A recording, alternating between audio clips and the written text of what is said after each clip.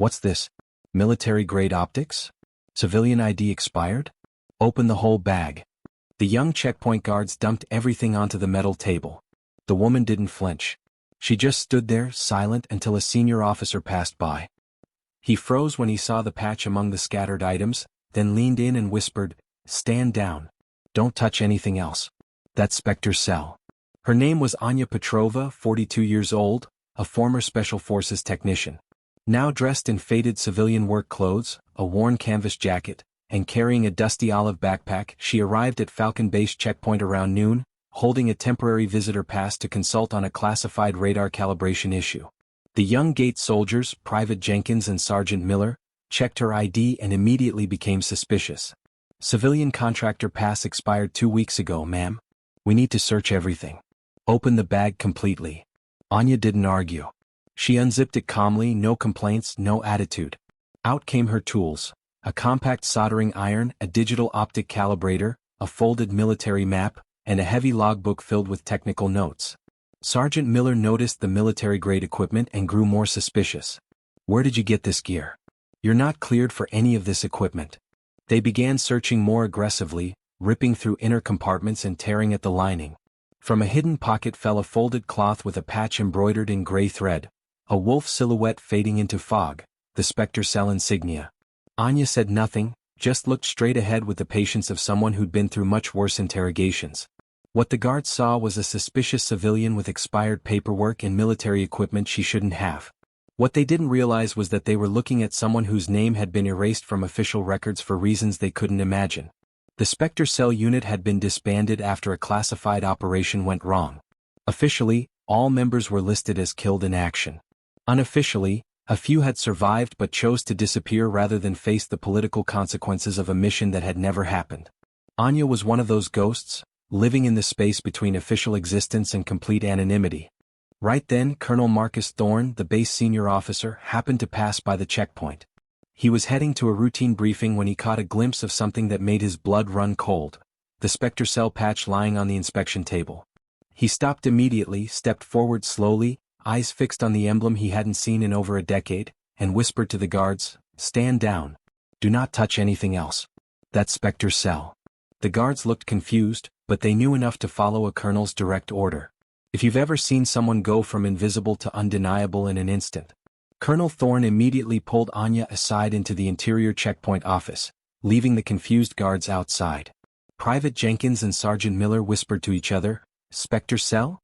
That unit isn't even listed in current databases anymore. Why would a colonel care about some old patch?" Inside the office, Thorne spoke to Anya directly. "We thought your entire team was killed in action during the 2012 ambush in the Kandahar province." Anya responded with steady calm. "That's what the official records say. But some of us walked out of that situation. We weren't supposed to exist after that." She placed her logbook on the desk. It was filled with encrypted notes, radio frequencies, and detailed drone interference patterns.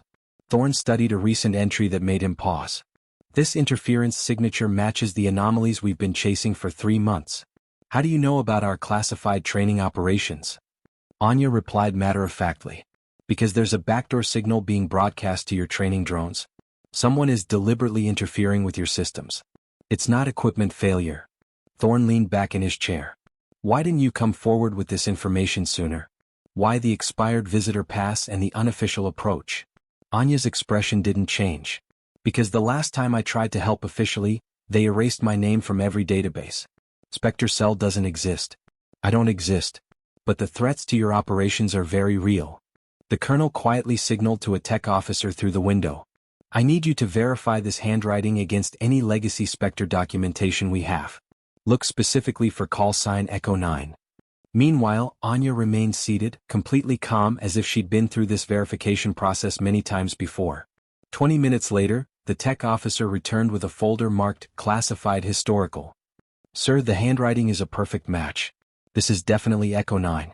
She was the signal intelligence specialist who designed the counter-jamming protocols we still use today." Thorne looked at Anya with new understanding. "You built the systems that are currently protecting this base." "I built the foundation," she replied, "but someone has figured out how to exploit the weaknesses I couldn't solve 12 years ago." The colonel realized the full scope of what was happening. You're telling me that our current security vulnerabilities stem from incomplete solutions in your original Specter Cell work? I'm telling you that whoever is targeting your drones knows exactly how Specter Cell systems work.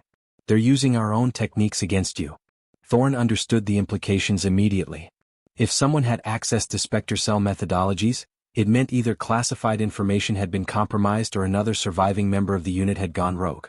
Who else from your unit survived? Anya was quiet for a long moment. I hoped I was the only one, but the signature patterns in your drone interference. They look familiar.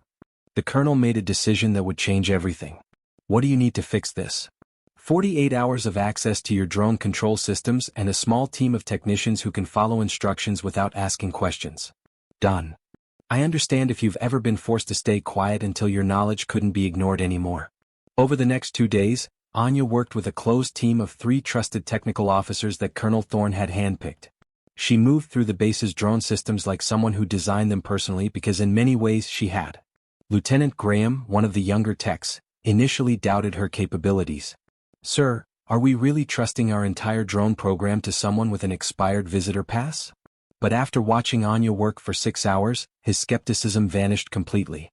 She installed counter-signal patches that blocked unauthorized access attempts. She reprogrammed fallback frequencies using encryption methods that weren't in any current manual. Most importantly, she identified the exact source of the interference. Lieutenant Graham whispered to Colonel Thorne, "Sir, she's not just fixing our system, she built half of it. The core architecture we've been using, it's all her design." Meanwhile, rumors spread throughout the base. That woman at the checkpoint last week, she's some kind of legend. Heard she was Specter Cell. Thought that unit was mythology. Colonel Thorne personally vouched for her. That doesn't happen. On the 3rd day, Anya's work paid off in the most dramatic way possible.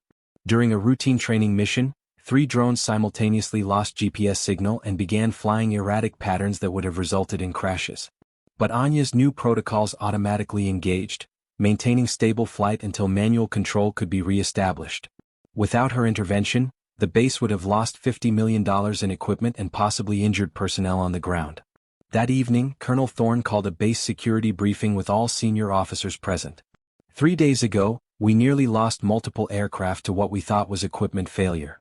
It wasn't failure, it was deliberate sabotage, using techniques specifically designed to exploit our systems. He gestured to Anya, who was standing quietly at the back of the room. Thanks to Anya Petrova, call sign Echo 9 from Specter Cell, this base is not only still operational but now has the most advanced drone security protocols in the military. A major in the front row asked, "Sir, Specter Cell was disbanded over a decade ago. How do we verify her credentials?" Colonel Thorne pulled out a classified folder. "Because I was there when her unit saved 47 soldiers during the Kandahar ambush. I was one of those soldiers." The room fell completely silent. Echo 9 didn't just design our current systems. She risked her life to keep those systems operational under enemy fire while her unit provided cover for a full evacuation. He turned to Anya and, without hesitation, saluted her in front of the entire command staff. "Ma'am, it's an honor to finally thank you properly." But Anya's response surprised everyone. "Colonel, I didn't come back for thanks. I came back because I recognized the attack pattern. Someone else from my unit is responsible for these intrusions." The room erupted in whispers. A rogue Specter Cell operative was a scenario nobody had considered. Who? I have my suspicions, but I'll need more time to be certain. What I can tell you is that this won't be the last attempt. Specter Cell was trained to be persistent. Colonel Thorne made an immediate decision. "Ma'am, I'm offering you a permanent consultant position, full security clearance restored. Help us stay ahead of whoever is doing this." Anya considered the offer. "I'll help you catch them, but I work alone and I don't want my name in any official databases. Some ghosts are better left that way. They deserve more. If you've seen someone get their honor restored when they never asked for it." Anya refused any official rank reinstatement or permanent base assignment. "I didn't come back for recognition or career restoration. I just didn't want another unit erased the way mine was." Instead, she returned to the base once a week, always in civilian clothes, to quietly inspect new drone systems and monitor for intrusion attempts. The technical team began referring to her simply as Miss Petrova, but their tone was one of complete respect. Outside the checkpoint booth, where she'd first been searched, a small steel plaque was quietly installed on the back wall. "In honor of the one who didn't need orders to protect us. Specter Cell lives on." Anya sometimes paused there on her way out but never stayed long. She preferred to work without ceremony. One day, Private Jenkins, the guard who'd searched her bags so aggressively, approached her as she was leaving. "Ma'am, I want to apologize for how we treated you at the checkpoint." Anya gave the smallest of nods. "You were doing your job. I respect that. But we should have known." "You couldn't have known. That was the point." 6 months later, the drone interference stopped completely. Whether Anya had identified and stopped the rogue operative or whether her security improvements had simply made further attacks impossible, nobody knew for certain. But the base's security systems now served as a model for installations across the country. A year later, when new technical officers arrived at Falcon Base, they were told, "If you ever encounter a problem that seems impossible to solve, there's a civilian consultant who comes in on Wednesdays. Ask respectfully, and she might help you understand systems you didn't know existed." Today, military cybersecurity protocols across all branches use techniques developed by someone whose name appears in no official roster, someone who chose to remain a ghost rather than reclaim a spotlight she'd never wanted. Be like Anya. Help people regardless of whether you get official credit. Protect institutions even when those institutions have forgotten you. And when they finally recognize your value, stay humble enough to keep working quietly, because the most important security is often provided by people who prefer to remain invisible. True honor is quiet. If you've seen real respect that doesn't need words. Sometimes the real heroes don't come through the front gate with fanfare and ceremonies. They come through checkpoints with ripped bags, worn notebooks, and names that were erased from official systems. Anya Petrova didn't come back for glory or recognition. She came back to prevent a catastrophe because she'd already seen too many good people lost to preventable mistakes. In a world that forgets, she reminds us that just because someone's not in the system doesn't mean they're not essential to the story. The most dangerous assumption is that the person with expired credentials doesn't have current knowledge. The most valuable expertise often belongs to people who no longer seek official positions. And the most important protection comes from guardians who prefer to work in shadows.